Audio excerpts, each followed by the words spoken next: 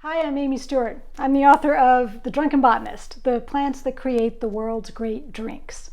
Drunken Botanist was my sixth book about plants in the natural world, and it came about after a friend of mine, who's also a horticulture writer, showed me a bottle of gin he'd been given. And he said, "I'm just not that much of a gin drinker. I don't know what I'm going to do with this." So I said, okay, well, I know what we're going to do with it, but how can you not be at least interested in gin? I mean, there's so many different plants in this one bottle. The alcohol itself comes from grains. It has to contain juniper, a really interesting old conifer, if you want to call it gin. Plus there's cardamom, lavender, coriander, orange peel, a really diverse group of plants. And in fact, the more I thought about it, the more I realized there's nothing but plants in every bottle behind the bar. You know, rum is made from sugarcane, bourbon comes from corn, wine and brandy, of course, are made from grapes. And you know, every one of these plants has an interesting story to tell. Like, how did we ever even figure out how to get tequila out of agave? And who thought to put grains of paradise in gin or artemisia in vermouth? So I set out to get the answers.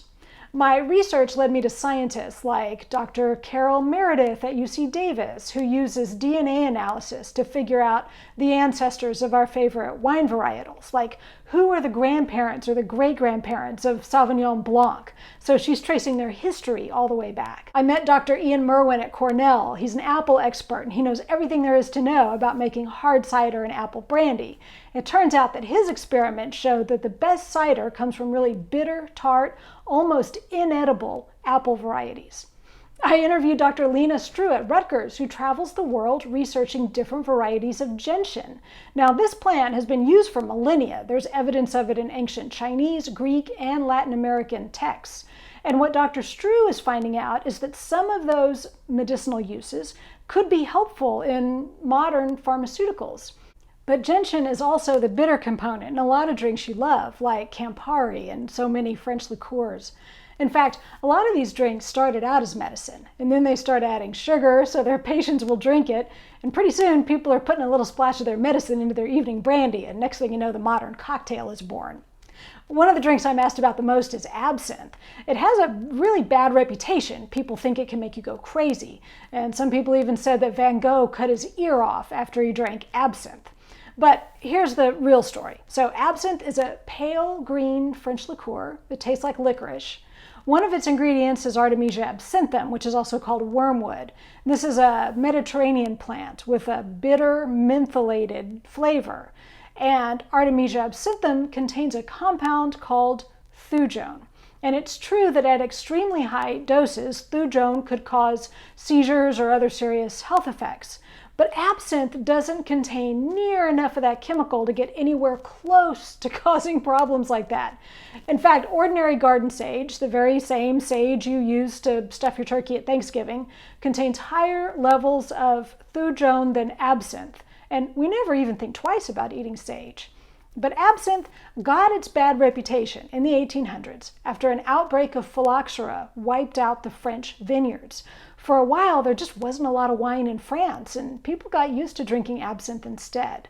And then, when the vineyards finally recovered and started producing wine again, the French winemaking industry needed to persuade people to give up absinthe and go back to drinking wine. So they spread these rumors that there was something in absinthe that made you go crazy, and there were all kinds of sensational stories in the newspapers back in those days. But thanks to modern chemistry, we know better. Absinthe is once again legal in Europe and in the United States after having been banned for decades over a botanical misunderstanding. Now, as I was working on this book, I also planted a cocktail garden of my own.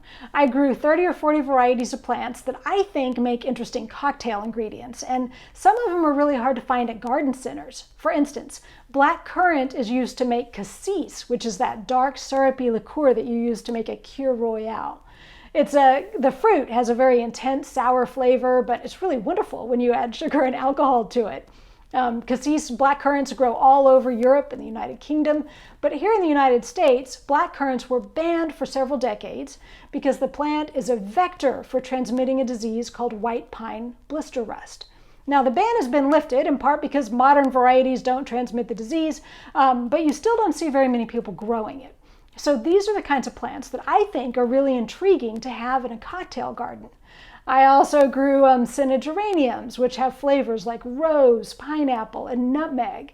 You know, they're not easy to just buy in the grocery store, but if you grow them yourself, they make wonderful flavored simple syrups that you can store in the freezer and add to your own drinks.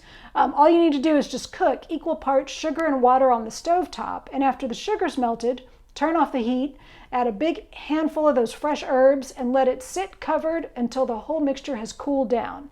And then strain out the herbs, pour the mixture into a mason jar, and put it in the freezer. I like to add a little splash of vodka as well, which keeps the syrup from freezing solid, and that means you can just reach a spoon in and scoop some out whenever you need it to make a drink. All right, well, there's a lot more to talk about between the history, chemistry, botany, and mixology that goes into these plants. I do have a website called drunkenbotanist.com where you can find cocktail recipes and growing tips for specific cocktail-friendly varieties of plants. And I give a lot of talks about Drunken Botanist at museums and botanical gardens and community groups, and I do virtual events as well. So come find me. I'm online, I have a website, I send out a newsletter, I'm on social media, and I would love to hear from you. Thanks.